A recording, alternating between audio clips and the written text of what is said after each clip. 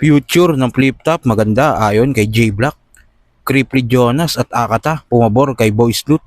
Alamin natin ang mga yan, so tara.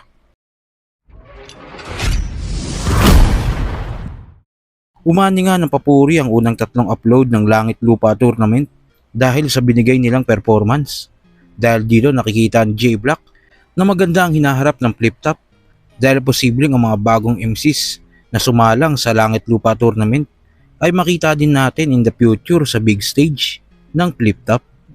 Up mga brother, it's your boy Ice Water at kakatapos ko lang manood ng Flip Top Langit Lupa 2026.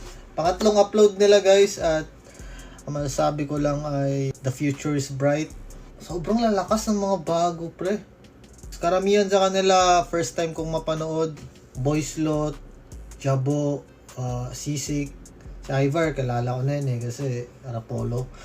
Tapos yun si Diddle, tsaka si Kulas. Kikita-kita ko din sa mga reels pero yung first time ko nanood ng buong battle nila at ang lalakas nila guys. Ang dalang-dala na nila yung mga sarili nila, yung mga sulat din nila. Sobrang, alam mo yun, parang kompleto na din talaga. Konti na lang kulang. Kaya nila mang body bag ng mga kuya nila sa flip top. So ayun, 'di ba? At kung ikaw hindi ka pa nakakapanood ng mga Langit Lupa battles, panoorin mo pre, para grabe tong mga batang to. Hindi nila sinayang yung binigay sa kanila na opportunity ni Sararik. Talagang binigay talaga nila yung mga makakaya nila. Tsaka dala-dala din kasi nila yung pangalan ng mga battle leagues kung saan sila nanggaling kaya Sa kabilang balita naman, maraming ngang nagsasabi na luto ang labang Jabo versus Boys Loot dahil dapat daw kay Boys Loot ang panalo. Dahil dyan inalam natin ang reaksyon ng mga battle MCs sa nasabing laban. Lamang pa rin si Boys Lou sa third round ng 0.5 ulit.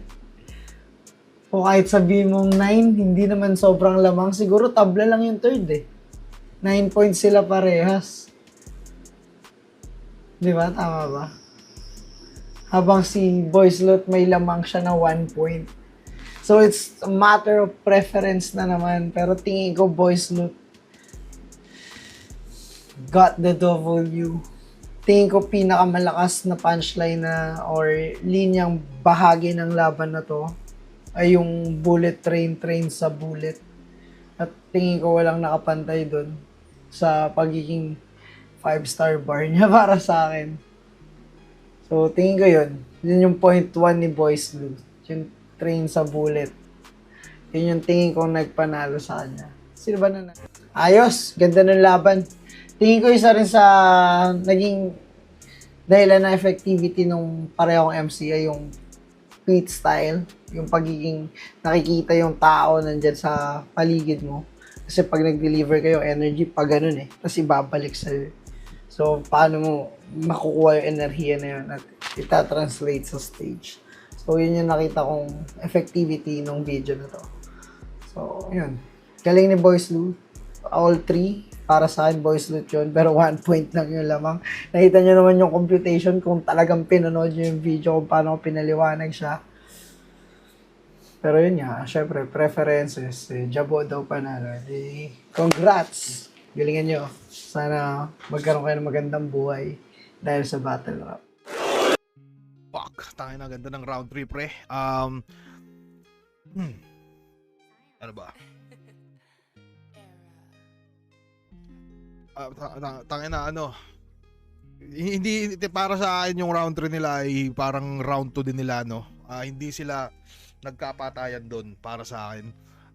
Solid ng ang ganda lang ng ng tingin ko nga dito sa laban na to no, tulad nung nasabi ko na yata kanina, mukhang yun nga, may mga bukas na naanggulo si Jabo na nagamit ng maigi ni Boys Loot. So, kahit sabihin na nating mas kilala si Jabo kaysa dito kay Boys Loot, ay yun nga, parang lugi dito si Boys Loot pre. Ay si Jabo kasi ang daming nagamit ni Boys Loot na anggulo para kay Jabo na masasakyan talaga ng tao na alam mo yun, na pagmumukhang tanga pre ni Boys Loot si Jabo. Tulad nung yung yung sa bandera daw, hindi ko alam yun no, pero alam mo yun, nasakyan siya ng ibang tao. Pero para sa akin yung sa round 3 pre, kung hindi ako nagkakamali, mukhang ito yata yung pinakasakto lang nila na round, no?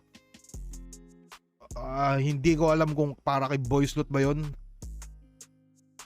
Hindi ko din alam kung para kay Jabo din ba yun. Pero tingin ko kung sakaling may nilalamang siguro ang solid ng rebat ni ni Boy Slot sa round 3 na alam mo yung kahit nakapagbitaw na maganda si Jabo ay naagaw niya kagad yung momentum. Pero sapat lang din siguro para sabihin kong quits lang yung quits lang yung round 3. Parang hindi naiwan sila pareho, hindi naiwan ni Jabo etong si Boy Slot, vice versa pre. Kung ako magja-judge nito, kung usapang sulat pre na mas maganda yung bagsak, mas may swag din, pwedeng mapapunta to kay Jabo. Pero kung entertainment overall, mapupunta to kay Boy Slot pre. Pero kung i-judge naman natin siya per round, no, round 2 and 3 para sa akin tabla. Round 1 napakalinaw na Boy Slot yun. So doon ako pre kay Boy Slot. Tapos na ang panahon ng hapon.